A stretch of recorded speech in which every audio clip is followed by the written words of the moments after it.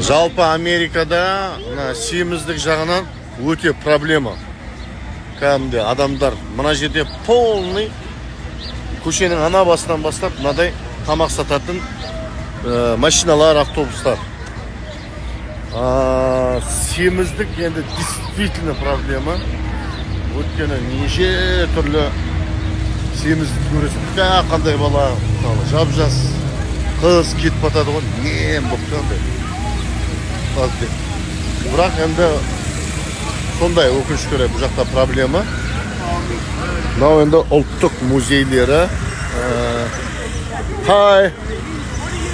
Адамдар кәдімгідей полный.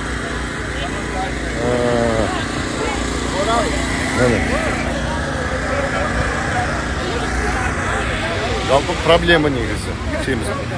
Мынау достар, Американың архив зданиясы екен. Archives of the United States of America. Тағы не бар? Анау отырған бір здания. В общем, мынау парктері. Вообще, ұнап жатыр. Жаймен деп ұнап жатыр. Вообще, полный қыдырыс, музей дегендер жақсы көреді екен. Парк дегендерді жақсы көреді екен. Сосын мұн жақта, оказывается, мексиканецтер шайды күшті жасайды екен. Шай, дұрыс шай ғой. Дұрысынан да.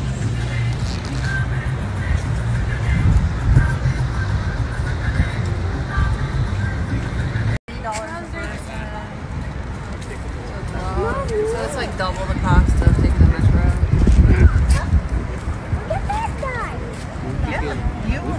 Ipin masala.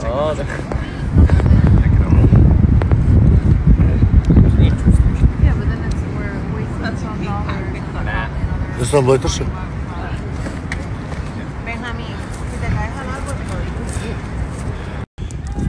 Так, мынау бір Капитольдің алдындағы парка. Енді жақыннан көрсетейінші. Мынаны білмеймін вообще қалай салған. 1700. Мынау қай жылы салынған дейді? 1700 бірдеңесі жылы ма? Қай жылы? 1746 дей ма? Сондайда салған екен. Мынау вообще мен түсінбеймін. Қалай салған?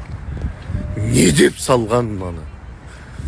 Кімдер мына подрядчиктер кімдер вообще? Заказчиктер кімдер? Вообще. Жалпы красота. Осы затты көру баршаңызға бұйырсыншы. Бүкіл қазаққа бұйырсыншы. Мынау бір карамат красота. Анау бағанағы үшкір монумент Вашингтон. Ортасы осылай парк болып берілген дағыны. Алды су. И мынаумен бұлай бітеді екен ғой. Целый не екен қандай. Композиция архитектурная.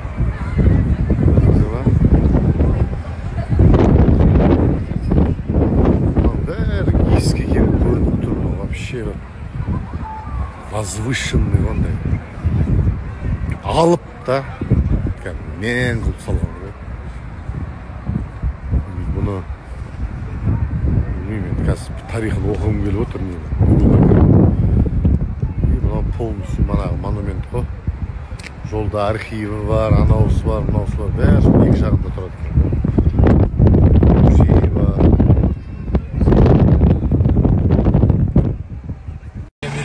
Ал біз такси жалдадық, Uber такси. Hi, mister. Hello. I'm from Kazakhstan.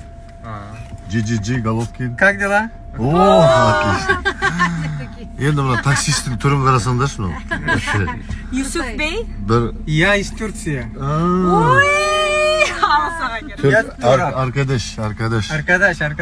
O zaman kolay gelsin. Hadi gel, eve gel. Al, taksist қой, қарасайшы, осындай таксист бола ма енді? Мен досымның, Казахстан, Түркия. досым ұқсап келіп тұр ғой, таксистен. Встречали в Америке. Вообще қалай өмір сүреді білмеймін вообще. Бүгінгі Вашингтон сізге ерекшеліктерін көрсетейін. Қараңыздар, жасыл қандай әдемі, және де ерекше ағаш бұл сакура. Вашингтон сакура өсетін жер екен ғой, оказывается. Міне, сәуір айында оның барлығы гүлдеп, қызыл түске оралады. Қазір қараңыздар. Қандай әдемі. Ал бұл жол ақ үйге апаратын жол. Міне, алыстан көрініп тұр. Қазір қасына жақындаймыз. Орталық көшелері. Сакура. Вашингтон қаласы ақ үй. Айналасы сондай әдемі.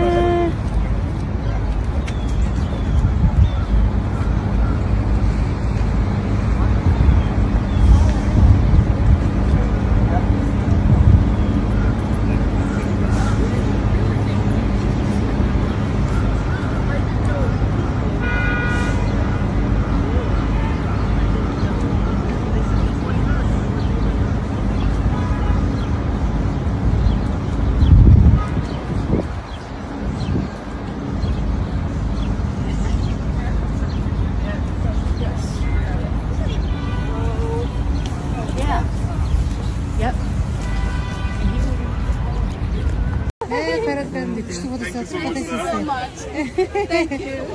Какая красивая семья. Аппақ.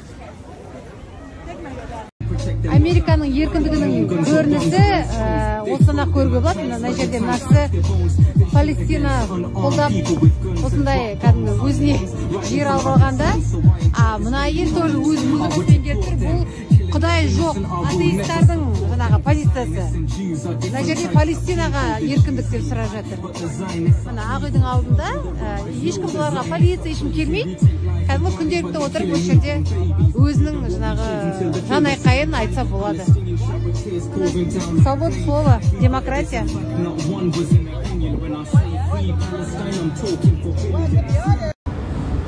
Ал бізде уақыт тапшылығы, сондықтан көшеде осылай тамақ жеп жүрміз.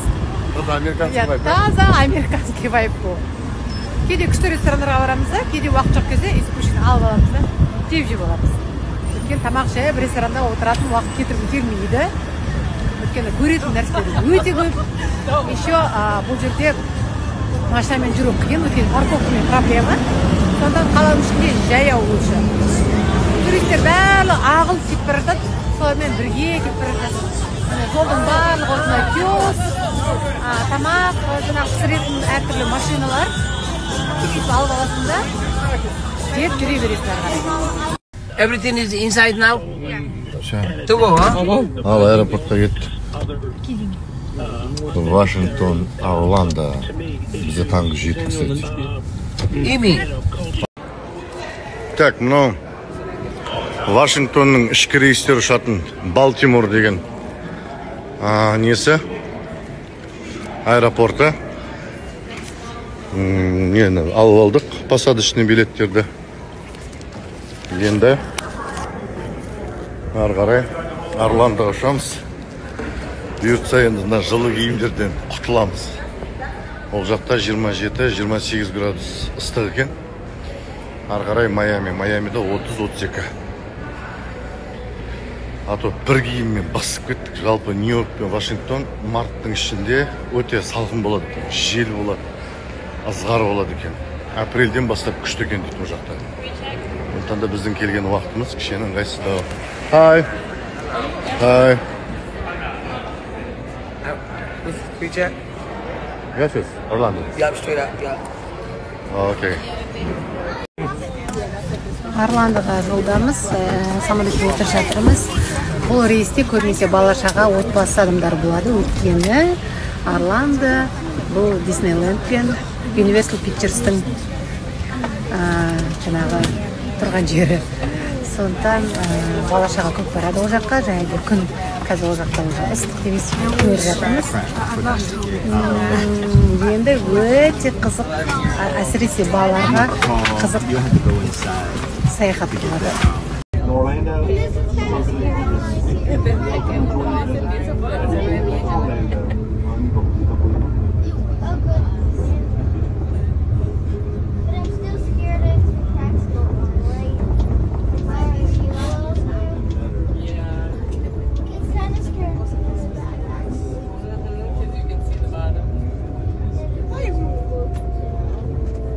stand clear of doors and hold on to handrails.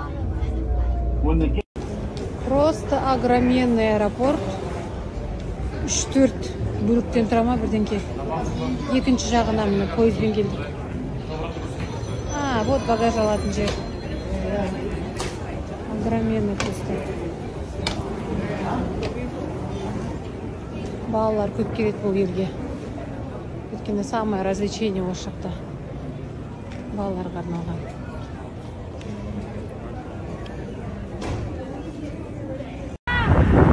Мынау біздің отель.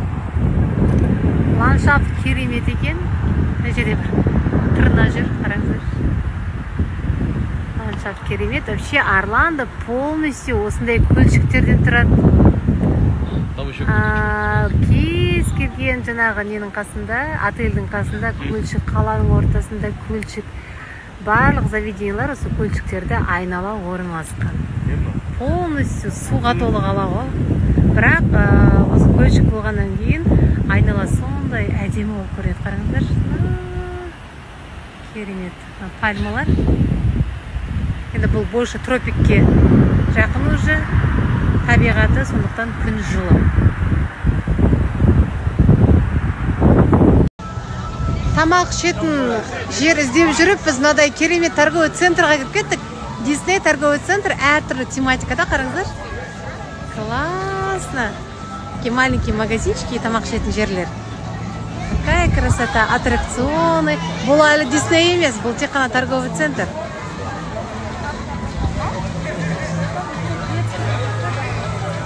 Осы кафеға келе жатырмыз, Rainforest.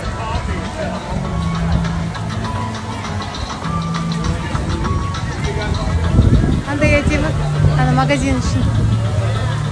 Көргірегет Christmas дейді. Айтым ғой, Орландо полностью балаларға арналған развлечение қаласы. Для интереса көрсетейін, мысалы, қандай магазиндер. Қараңыздар. Праздник қой, кәдімгі праздник. Супер. Вау.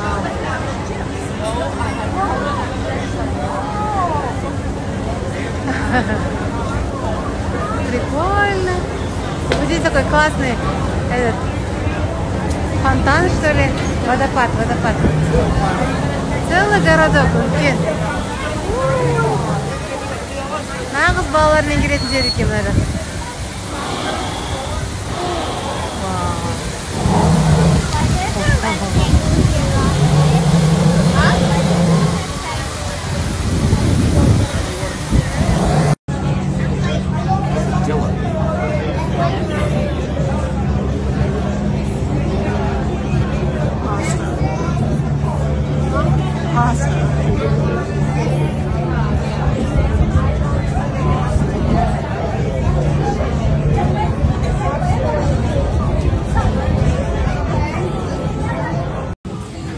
Еркежан, қалай Орландо саған? Дисней прям. Чувствуется, да, атмосфера, да, уже? Да, прям детская атмосфера. Сказочный. И ауа райы да, өте жайлы, иә? Қатты емес, салқынды емес, керемет. Ал ертең бізде Дисней. Ертең көреміз, қандай впечатление болады, қандай қызықтар бар екен біз ертең көреміз. Одан кейін 2 күн бойы Universal Pictures'те боламыз. 2 күн, да. Сондықтан керемет.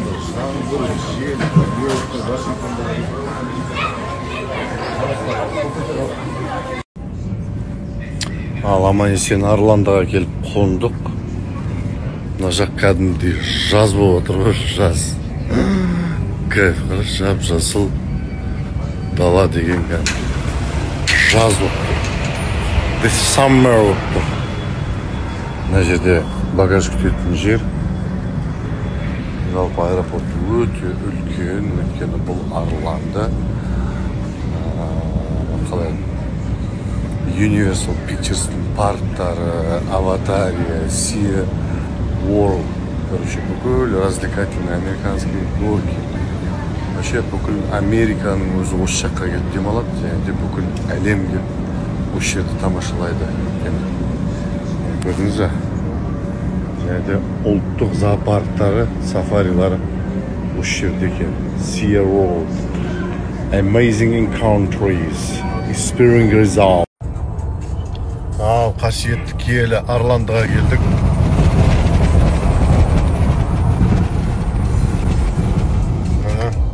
Бұл жағында жаз, плюс 25. Таксимен аэропортқа кетіп баратырмыз отельге. Отель қандай еді өкілі? Hilton. Біздің таксист, your name? My name? Ling. Ling. Ling Мырза. Chinese, yes? Chinese. Yeah. I'm Kazakh. What? Kazakh. Hasaka? Kazakhstan. Oh. Yeah, I know. With Asia. Asia. Yeah.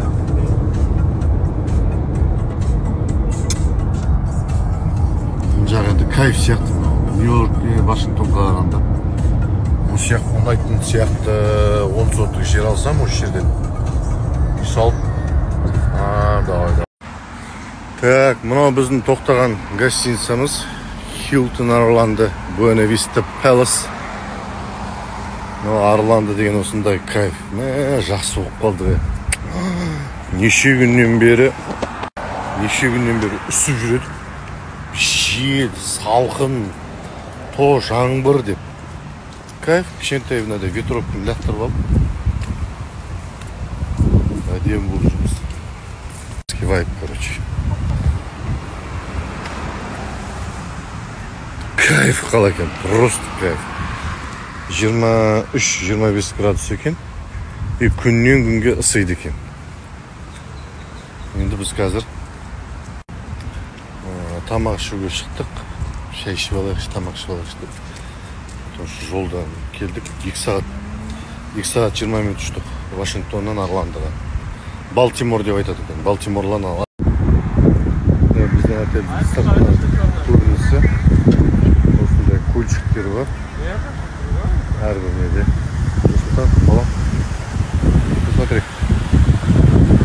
Мен кофтамды киіп алып тағы да. А вы мои носки? Ничего страшного, это же носки. Ну вот, а это кофта? У тебя 6 носков есть. И чё? Анау не парк па, сонда анау отырған? Диснейленд сияқты. Жақсы болып қалды ғой. В общем, бұл жерде кәдімгі Турция сияқты өзінің ақш штатындағы тұрғындар Турция сияқты отельді жалдап, бұл жерде океан бар ғой. Соға түседі. В общем, Майами бәрі Орландо бір побережьеде океан. Сөйтіп демалады. Және де балалармен келіп Диснейленд. Мынадай жолдың арғы бетінен өтетін мост қой. Сон арғы өтетін мосттың қарасаңызшы, лифт бар арғы бетке көтерілу үшін ше. Я болмаса лестницамен көтерілесің. Велосипед қойып қойған.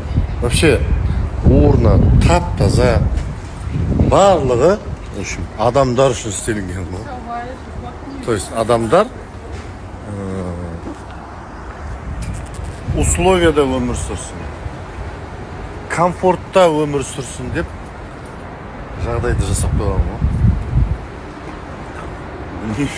Бұл нәрсені мысалы любой адам істей алады ғой. Просто ниет болу керек та. Значит, тап-таза жоғары. Ешқандай окурка жоқ, мусор жоқ. Просто тап-таза. Ал Орландодағы бірінші күніміз Magic Park Kingdom деген паркқа келдік. Өте үлкен. Мынау типа Мир Фэнтези сияқты ғой. И бір қызығын айтайын ба сіздерге.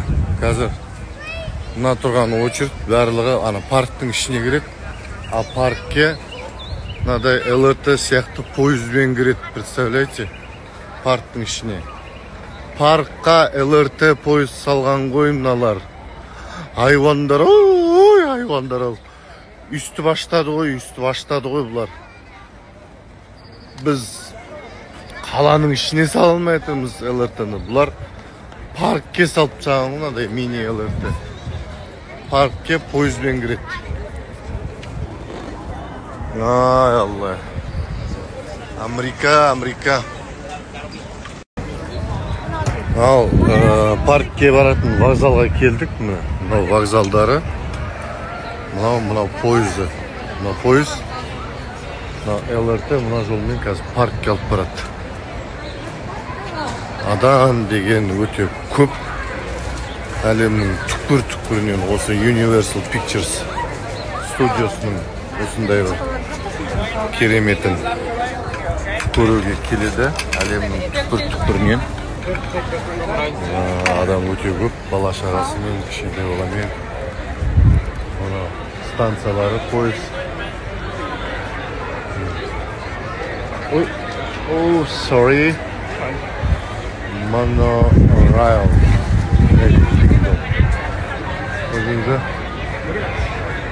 Яғни мынау вокзалдары. Біздің түсінік бойынша бұл вокзал. Дәл осындай поезд LRT. Қазір біз мінеміз паркке отыру үшін. Алматыдан Атырауға қатынайтын нөмірі 24-ші жүрдек поезд бірінші жолға келіп тоқтады. Вагондар саны аяқ жағынан басталады. Құрметті жолаушылар, сақ болыңыздар. Уважаемые друзья, дамы и господи. Скорый поезд Алматы-Атырау отправляется с первого пути. Нумерация составов начинается с головы состава. Дамыған мемлекет деген осы құр развлечение парк өзіне LRT поезд шығарған бұл вагондар. Бұның барлығы не үшін? Келген халық удобствода керемет демалып қайтады. Да, мына жерде тематика тек Микки Маус. Қараңыздар, дүкеннің ортасынан өтіп кеттік бұл бағана. Мынау не, отельдар ма? Сонда жүріп жатып алады. Неге осы отельден алмадық біздер? Disney Resort отель дейді. Парктың қасындағы отельдар. Біз әлі поездбен келе жатырмыз. Мынау паркингтары. Жалпы бұл жерде адам өте көп. VIP билеттері бар екен. VIP билеттер 2 есе қымбат. Без очереди барлығын саған өткізеді. Сосын даже ерекше не болады. Анау тұр екен ғой Magic Park деген. Вот он, Walt Disney Magic Park. Ой, айтамайым еді. Степ тастаған ғой. Жалпы мына паркта аралауға бір күн уақыт жетпейді. Біз андай билет алдық. Бір паркта 3 аттракционды 2 күн аралаймыз ба сондай. Әйтпесе парк өте үлкен. Үлкен, это просто мягко сказано. Өте алып парк. Сондықтан да бүгін 1-2 аттракцион аралап үлгерсек, это победа. Сондықтан да бір программаны 3 күнге 2 күнге алады. Бір күндік программа $350-250 бастап кісі басына. 2 күнге 3 күнге алсаң, бір адамға $700 ғой. Енді семьяға санай береміз. Жалпы Америкада қыдыру өте қымбат. Ал парктың ішіне кірдік. Енді красота бөлек. Кәдімгідей сказка ғой, диснейский сказка. Диснейский сказка и міне главный вид. Magic Park. Thank you, sir. Walt Disney Magic Park. Баяғы бала кезімізде көрген мультфильмдердің пакеттері бәрі қалай адамдардың, персонаждардың суреті. Жалпы осы бір киноның барлығын шығарған мультфильмнің авторы Walt деген мына кісі екен. Walt Disney. Guys, my Yes. friend, you have to wait in that line over there for me, friends. O үшін бүгін енді керемет болайын деп тұр. Короче, мынау бала кезіміздегі Микки Маус, Дональд Дак, Гуфи деген мультфильмдердің осы жерде жасалған несі парк, иә? Дональд Дак. Гуфидікі қандай еді ана?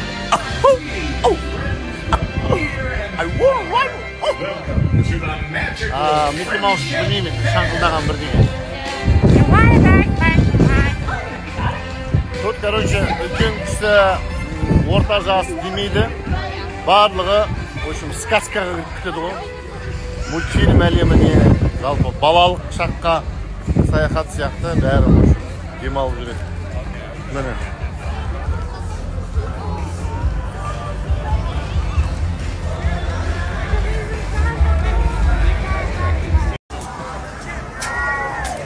Бұл Америкадағы Disney World Park. В общем, мен бір нәрсені түсіндім. Америка жоқтан барды жасаған мемлекетті, мысалы. Бұл тарих емес қой, ешқандай қолдан жасалған Disney мультиктер. Содан парк жасап бүкіл әлемді өзіне қарата білді, өзіне шақырта білді. Содан ақша жасады. Мысалы, Тадж-Махал, Римский Колизей 5-ші ғасырда салынған. Мысалы, пирамида үшін баруға стой, мысалы. Тарих. А бұл жерде қолдан жасалған дүнияға бүкіл әлемді шақырта білген.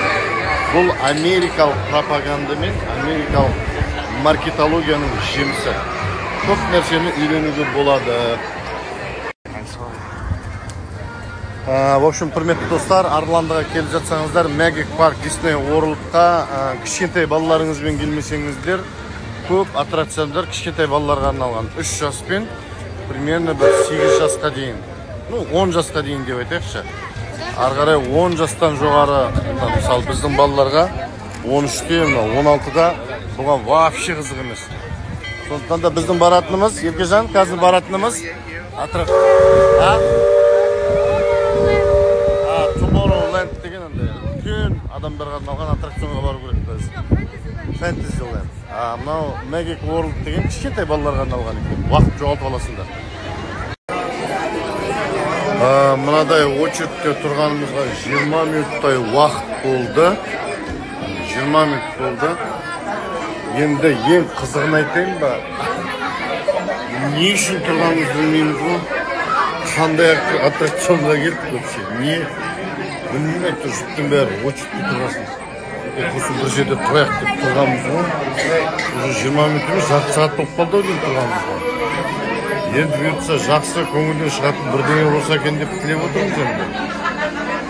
Жалпы осындай аттракциондарға 20-30 минут уақыт кетіп қалады екен кіру үшін. Сонда үстім өлген жерінен бәленбай мың доллар төлеп аттракционға жарты сағат 40 минут очередте уақыт өлтіру үшін келдік па деген сұрақ туындайды. Сондықтан да бұндай жерде меніңше табиғат, тарихи жерлерді аралаған дұрыс сияқты.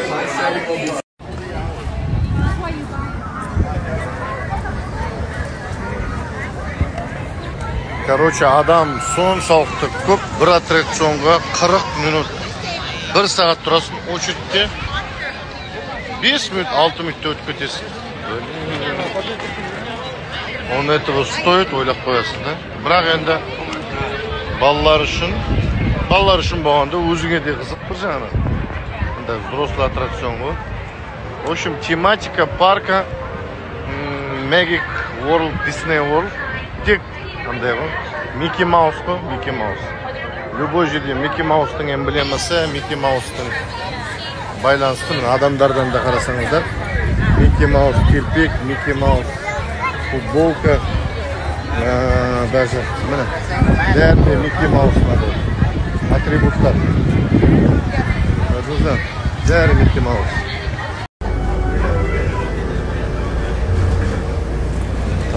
Disney World'da таңертең іштеген ондарында келіп сағат 2-де шығып бара жатырмыз, 3 болды уже. екі-ақ аттракцион отырдық. 1 сағат болып жүрді. Енді қазір Animal Kingdom деген жерге баратырмыз. Автобуспен шаттлдар бар, яғни бір парк пен бір парктың арасында бесплатно автобустар тұрсын. Парктардың территориясы енді айта алмаймыз. Біздің центральный Максим Горький парк 15 шығар, 10 шығар. Ең раздікі. Қазір 10-да көреміз.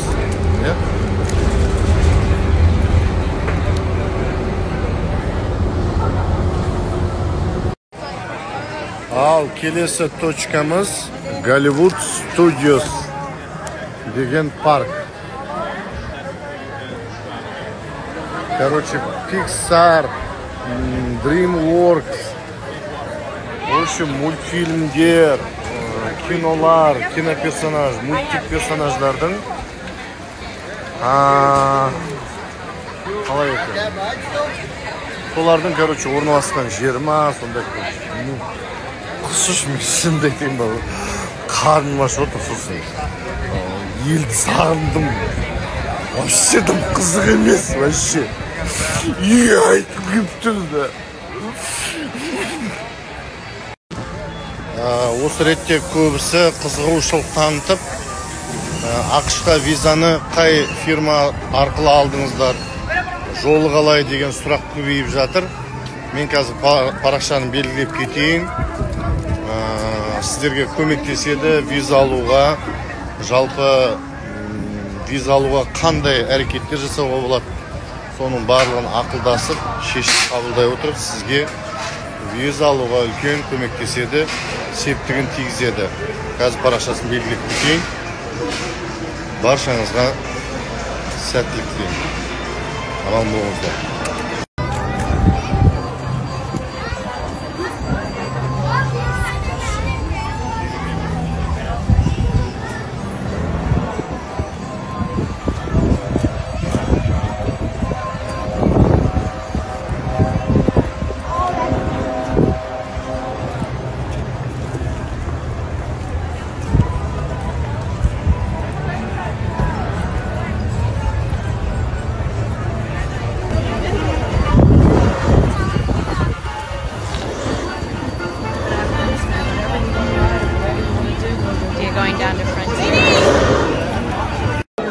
Кезекте тұрмыз, мынадай коридор. Бір уже 15-20 минуттай болды кезекте тұрғанымызға. Питер Пеннің шоуына кіреміз қазір. Балалар өте көп. Еркежан.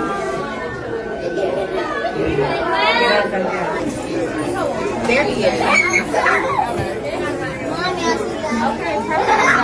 You just gotta say, my dad is right there.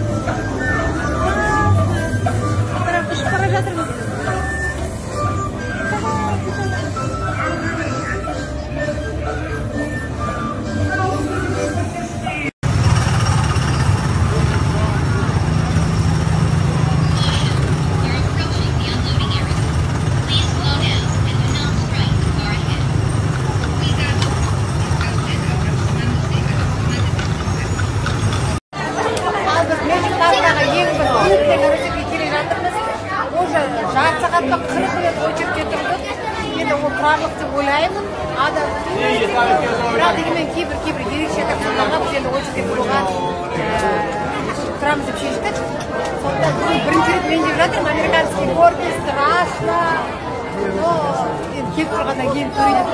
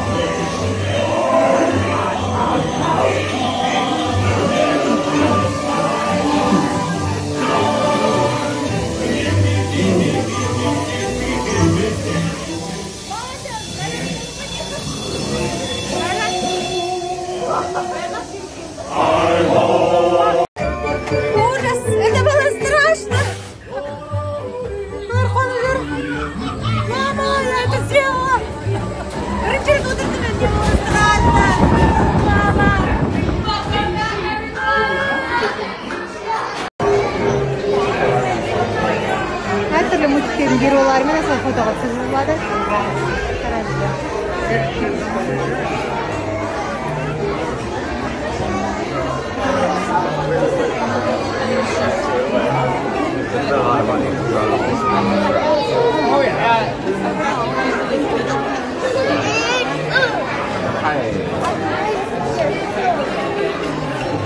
Покажи Микки. Сувенирлер магазины қараңыздар. Қандай әдемі. Цирк формасында жасалған. Арена формасында жасалған цирк аренасы. Красота неше түрлі. Қыздарға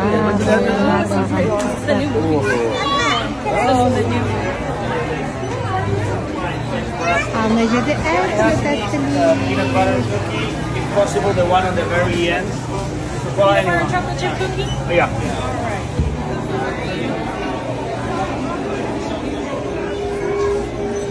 Дамбо икитен.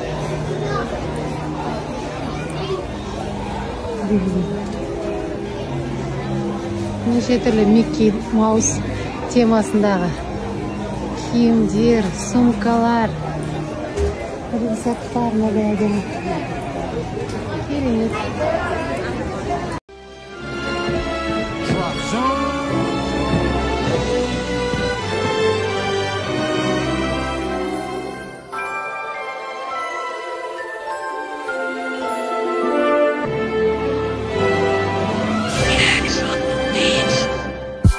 We don't really care what you say or what you do.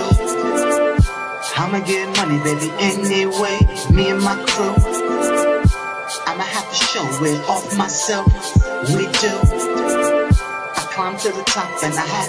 Қараңыздар, барлық элементтер сол кинодағыдай ғой. Соны осы жаққа алып келіп, полностью сол киноның атмосферасы көрсеткен ғой. Мына жерде үлкен корабль қараңыздар. Мына тауды да олар қолдан жасаған сияқты. Өте биік. Тау. Қараңыздар. Корабль огроменный.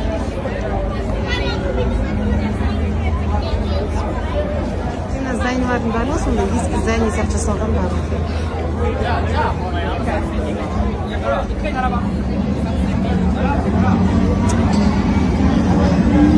Напитки в виде бомбочек, гранаты. Байхандер жарко писан.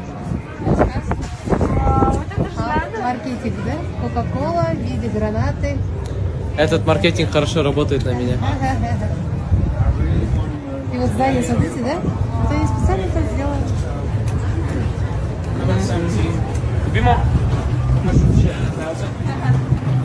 Ал енді біздің сүйікті мультфильмдеріміздің бірі «История игрушек». Полностью вот тематика «История игрушек». Қазір көреміз, не бар екен. Көрдіңіз, бұл жерде тоже Американский горки бар екен. Ол да бір өте керемет мультиктардың бірі, білесіздер ма?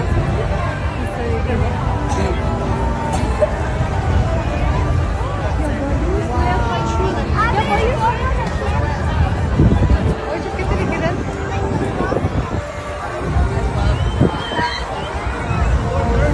Төмен жақта еще затекли машинки. Қара.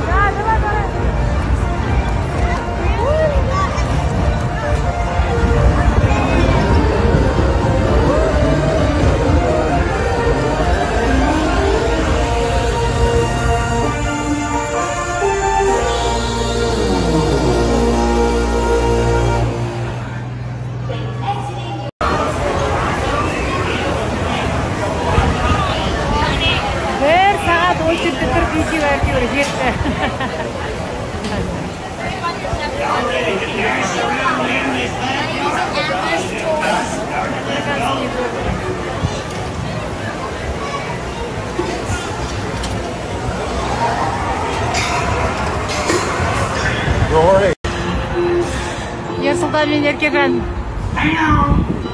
Еркежан! Еркежан! Еркежан! Поехали!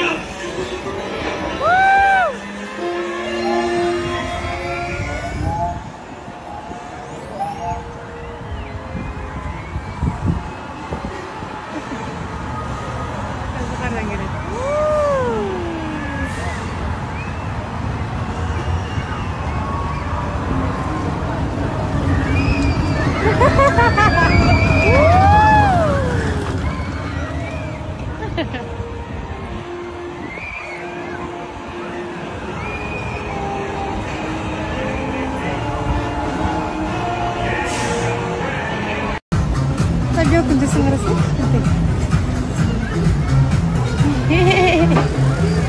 Белка.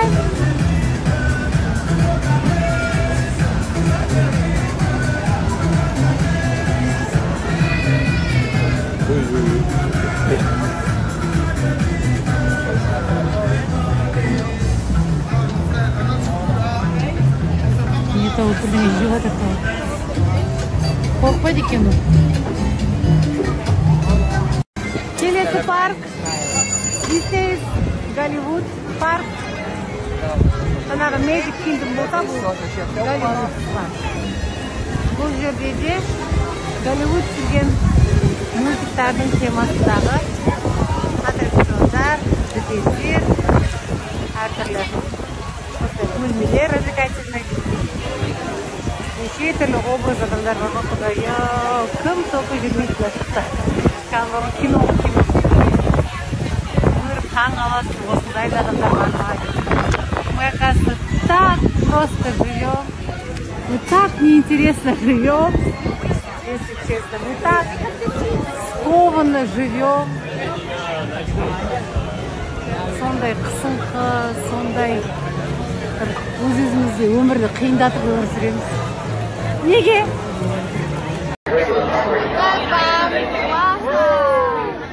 Star Wars'қа кіреміз, аттракционға, 3D аттракцион болады, опять ұшамыз қазір. Хотя біз ол киноны көрген жоқпыз, бірақ дегенмен темасын білеміз. Бізге қызық, адам тағы да көп. Робты қарашы. We droids are made to suck such an ignorance.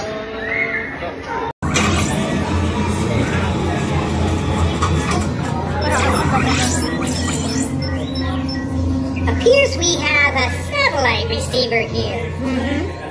Well, satellite receivers are not allowed in checked baggage. But I'm gonna let it slide this time because it's so cute.